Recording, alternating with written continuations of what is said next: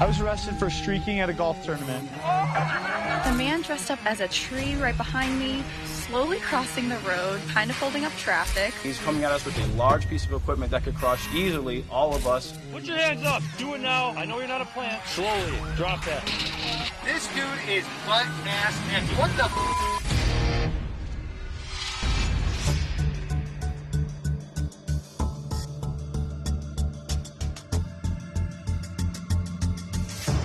That's 25-year-old Oscar Sanchez inside Big Slice Pizza in Fullerton, California. He's broken in after hours and appears to be making himself a pizza.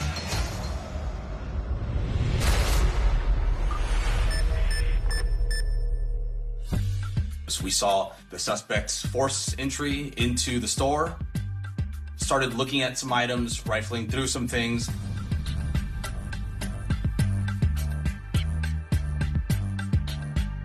And then made his way back towards the pizza kitchen, where he put on some gloves, grabbed some dough to kind of prepare to make himself a pizza pie. Begins to kind of knead the dough out.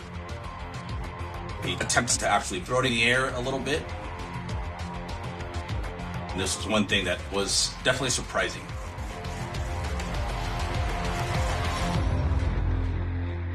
But despite the video evidence of his crimes, police were missing one key piece of information. Based off of the surveillance footage, we couldn't identify and tell you exactly who that person was. They gave us characteristics and physical descriptions. It was a male, thin build. He had a dark blue hat on with a sweater and a dark sweater vest, some shorts, and black framed glasses.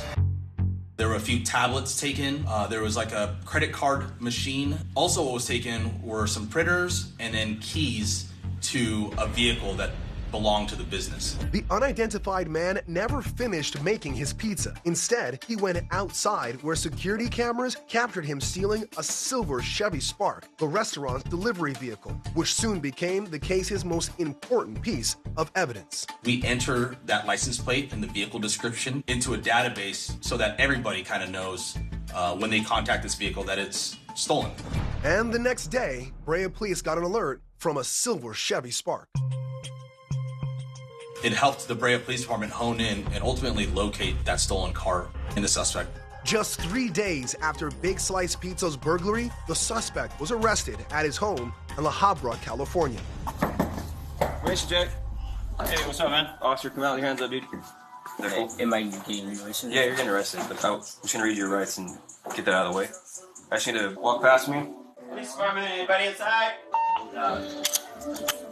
They located items that corroborated that he was there. A lot of clothing that matched the description of the subject in the video was at the suspect's house. That's you, right? Yeah. Look at the hat, look at the jacket. Where are his registers? Where's his drill? Where's the tablets? It's in the car. All of it? Yep. Everything. Although Sanchez admitted to the burglary, the motive behind his illegal pizza making is still in question. You want to see the video of you making pizza? Yeah. Man. You used to make pizzas before or what? Hell no. I never made pizza. I don't know what you're doing, dude. It looked like a huge pizza taco or something. I couldn't make it round. I was trying to make it like deep dish, but I couldn't find a pan. Stop. So bottom line, Oscar, would you agree you shouldn't break into pizza shops? No. Yeah? Or make pizza? Sanchez was charged with grand theft auto, and second-degree burglary. He pled guilty, and since he had a prior record, received an enhanced sentencing of 4 years in prison. Sanchez was released after serving only part of that sentence, but after he didn't report for probation, a warrant was issued for his arrest again. Wildwood, New Jersey is the quintessential Jersey Shore hotspot. Wide sandy beaches, amusement parks, a boardwalk that stretches 2 miles long, and on this particular day, an unidentified man jumping through the roof of a porta potty.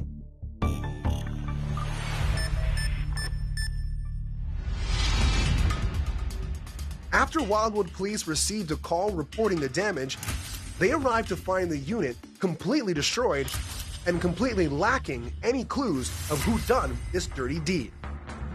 But within a few days, they discovered an internet video of the porta potty perp in action.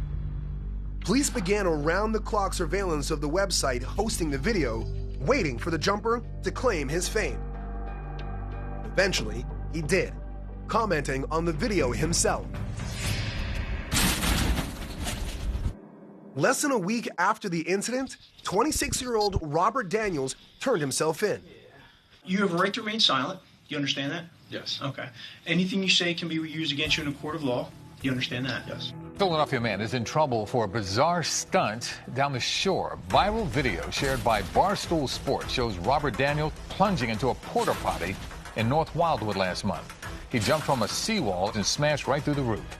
Daniels was charged with property damage and breach of peace. He pled guilty to the lesser charge of noise violation and agreed to pay the city of North Wildwood $300 in restitution and a $500 fine. In exchange, the property damage charge was dropped. Oh my God! Most parents will do anything to protect their kids. But one June afternoon in Hardwick, Vermont, Wayne and Amy Tallman went way too far. Their 24-year-old son, Brandon, was wanted for multiple crimes, including aggravated assault. And when state troopers Skylar Velasquez and Gabriel Schroff came looking for him at his parents' house, it didn't take long for things to escalate. A Vermont man is facing charges after police say he tried to attack them with heavy machinery. We pulled in the driveway. I really didn't think anything of it. It was a beautiful house, beautiful property, amazing landscaping. I never would have thought that anything would have gone down the way it did. When we got there, all three of them were out doing yard work, so we had Brandon come over and his parents stayed back. I initially got out. Trooper Velasquez made contact with Brandon Tallman. Put your hands behind your back, you're under arrest. We already knew we had enough probable cause. Instantly, he started fighting with us and resisting arrest. And then that's when his mom and dad jumped in. When we try to grab him, it starts escalating and escalating, and there's a use of force continuum, so we have to weigh our options out. Trooper Velasquez is wrestling with Brandon. The mother is holding on to him. They're all yelling at him. He's not going, he's not going. The father looks at me and says, I'm going to bore a hole through you, and kill both of you, and crush your cruisers. What happened next was strange, unexpected, and absolutely terrifying. I look over back at the father, and he starts running up the driveway. At this time, in my mind, he's grabbing a rifle, which is always a terrible thought. And Brandon has this crazy look in his eyes and starts laughing hysterically. And he's like, ha ha ha, you're both dead. At that time, I notice he jumps right into an excavator, turns it on, and starts coming at me with this huge piece of equipment. At that point, Wayne Tallman took control of an excavator, a powerful piece of construction equipment generally used for demolition and moving earth. Trooper Schroff was faced with a crucial decision. In my head, I was freaking out. I'm like, I've never seen this. This isn't a scenario you can really plan for in the academy. Do we focus on the two people that are, next to our cruisers fighting him, or do we focus on this giant barreling thing coming at us? Suddenly faced with two separate threats, the officers split their focus. Trooper Velasquez continued struggling with Brandon and Amy, while Trooper Schroff turned his attention to Wayne Tallman in the excavator. Keep in mind, this is a huge piece of equipment, like massive. He angles it to the point where he kind of points it like a knife and puts it maybe an inch or two above our cruiser. So at that point, I knew we're dealing with someone who's not just, playing around, like they know what they're doing with this. During the time, you're freaking out. You're just going off your training and your instinct. You kind of have to, in your mind, have a line in the sand. At what point do I escalate this to deadly force? He's coming at us with a large piece of equipment that could crush easily all of us, myself, my partner, the mother, and the son. It was scary. It was crazy. I tried to go around the side of the excavator so I could draw his attention away from them. That did not work. He swung the bucket at me and almost struck me as well with that. I kept pleading with him. I'm pointing my firearm, actively pointing it at him. I'm drawing back on the trigger, screaming with him not to do it. I will shoot you. I will shoot you. Get out of the excavator.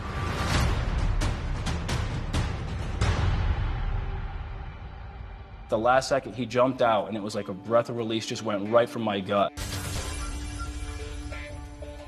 When he got to the excavator, he was calm as can be. Wasn't fighting, wasn't actively trying to hurt us, just talking to us saying, don't take him. Don't take him. I'll take him. But the troopers did take Brandon. In fact, they arrested both Brandon and his father that day. Get in the car. You little bitch. I'm in my car. Wayne Tallman was arrested and initially charged with numerous offenses, including attempted second-degree murder. But after reaching a deal with prosecutors, he pled guilty to a single count of impeding a public official and 2 counts of aggravated assault with a deadly weapon, the excavator. He was sentenced to 90 days in jail.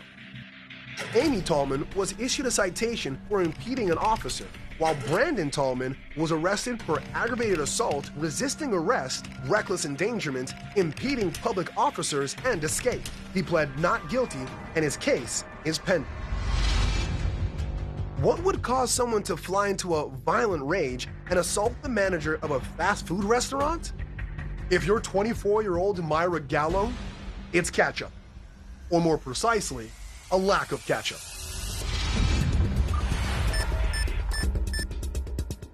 It was around 11 p.m. on a Saturday night in Santa Ana, California, and according to police, Gallo was ordering food at a drive-thru.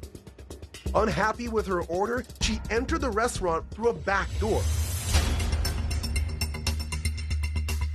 Once inside, Gallo confronted the 22-year-old manager. Apparently got upset by the fact that she did not get enough ketchup. The manager tells her, be glad to help you, you just need to go out front. But instead of leaving,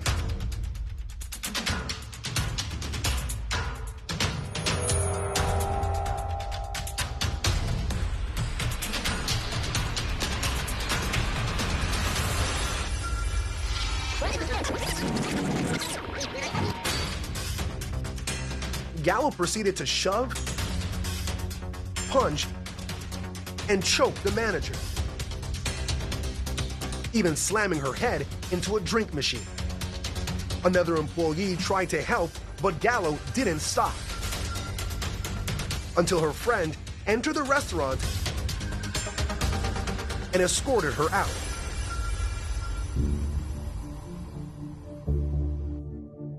According to police, the manager reported pain in her elbow and neck, as well as a 4-inch scrape on her back.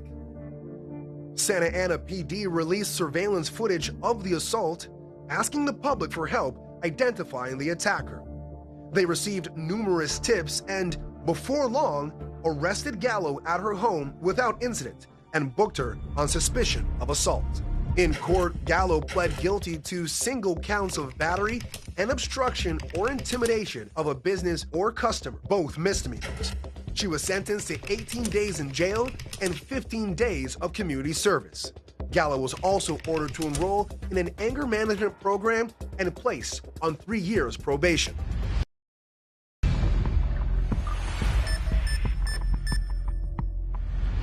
I would go every other Wednesday to Krispy Kreme and get 1 glazed donut, and yeah, they're very addictive.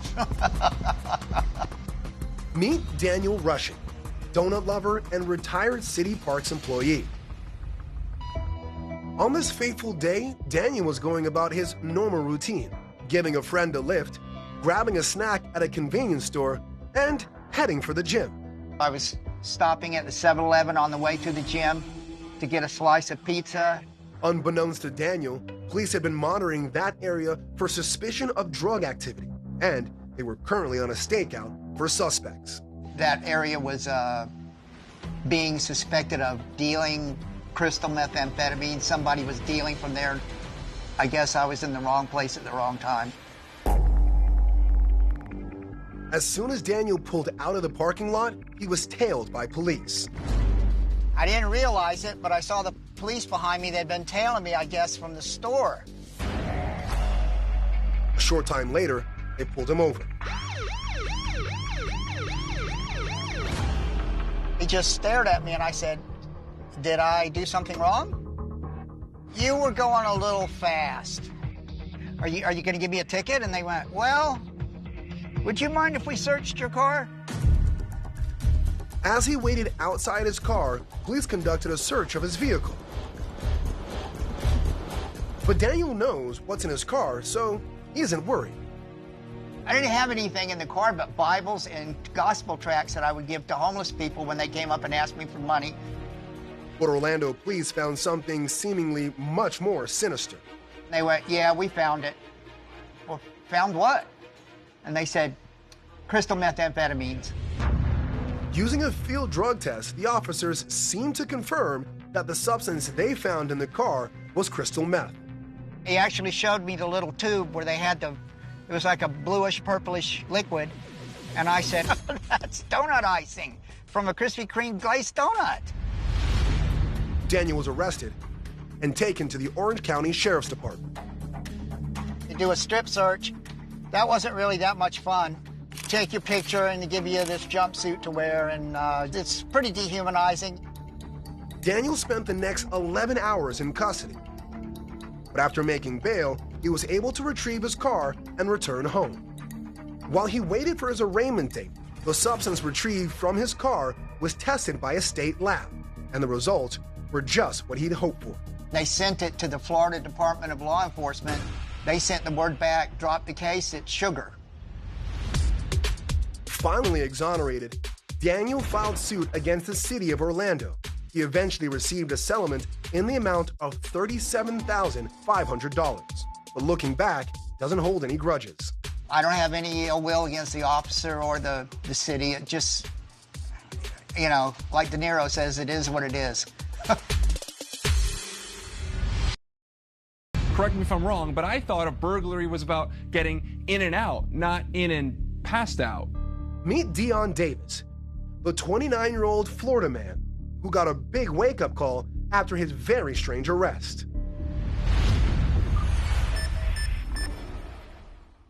The alleged burglar, asleep, is at a house. The worst part for him, it was the police that took that picture. My name is Dion Davis. I got arrested for attempting to burglarize somebody's home, breaking in there and falling asleep in their bed. I look at that guy there, I basically look like a dead person. It's a pretty sad picture. I was doing a lot of different drugs back then and decided to look for money for my next high. Saw that somebody's door was wide open and nobody was home. I remember reaching for some gold, some jewels, this and that, and it was the really strange thing was I just kind of went out. He took this metal can, which contains the jewelry, and he's laying down there sleeping. Homeowner John Robert Wotring was out of town when Davis allegedly bungled the burglary this week. All the trays and everything, you know, all the silver were out. Their housekeeper or maid or whatever found me there. She's the one that called the cops. Apparently I didn't move the entire time. She saw the legs and she came in here and and then she said she tiptoed out dialing 911. Everything's disarray, and I walked in his bedroom and there's a man in there laying on the bed. I'm scared. I legitimately woke up in a police car. I was in handcuffs. They were like checking my vitals and stuff. Hey, do we need to take him to a hospital? Or do we just take him right to jail? Davis was taken to jail and charged with burglary of an unoccupied dwelling, a crime that carries a minimum sentence of 2 years in prison. I pled guilty for a lightened sentence seeking recovery, 1-year county jail, followed by a 6-month in-house rehab facility right here in Sarasota County. The corrections officers referred to me as Sleeping Beauty. Having a year away was probably the best thing I could have done. If I would have been released, gotten bailed out or whatever, I would have had much more physical compulsion and obsession to go right back to using. I don't know. I just feel like it was a saving grace. I have so much good things going on in my life today. I've married the love of my life. wonderful, beautiful baby boy. I got my charter captain's license, and now I'm one of the best and most sought-after charter captains in Southwest Florida. Life is good. There's been a massive physical and mental change. We put that old guy to bed.